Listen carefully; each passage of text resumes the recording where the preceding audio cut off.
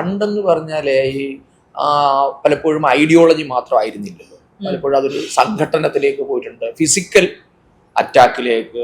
നമുക്കറിയാം കൊലപാതക രാഷ്ട്രീയം പോലും ഉണ്ടായിട്ടുള്ള, എനിക്കൊന്ന് കണ്ണൂർ കഴിഞ്ഞാൽ ഏറ്റവും കൂടുതൽ CPM BJP അല്ലെങ്കിൽ RSS സംഘടന ഉള്ള ഒരു ജില്ലയാണ് ആലപ്പുഴ. അപ്പോൾ ഞങ്ങൾക്കൊന്നും അങ്ങനെ ഒരു ത്രട്ടൊന്നും ഉണ്ടായിട്ടില്ല. പക്ഷെ എങ്കിലും നമുക്ക് പ്രവർത്തനത്തിൽ വലിയ ബുദ്ധിമുട്ടുകളുണ്ട്. കമ്പാരിറ്റീവ്ലി നോക്കുമ്പോൾ നമ്മളൊരു ഈസി ലോഞ്ച് ചെയ്ത അങ്ങനെ പറയേണ്ടി വരും നമ്മൾ, ടു ബി ഫ്രാങ്ക്.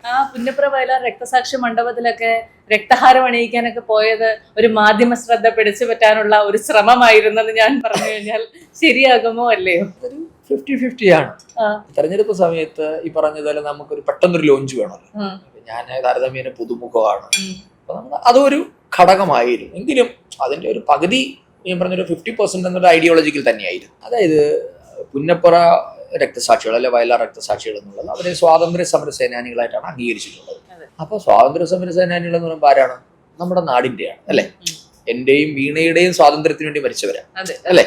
അപ്പൊ പുതിയ ജനറേഷൻ അവരോടൊരു കമ്മിറ്റ്മെന്റ് വേണം, അവരെ ആദരിക്കൽ. അതായിരുന്നു ഒന്നാമത്തെ ലക്ഷ്യം.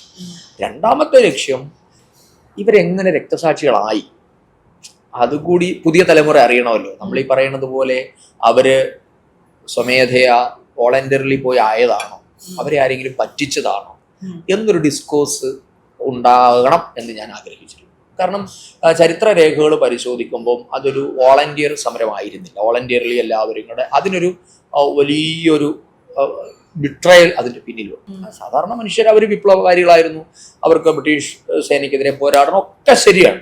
പക്ഷെ അപ്പോഴും അവരെ പറഞ്ഞു പറ്റിച്ചിരുന്നു എന്നതൊരു ഫാക്റ്റാണ്.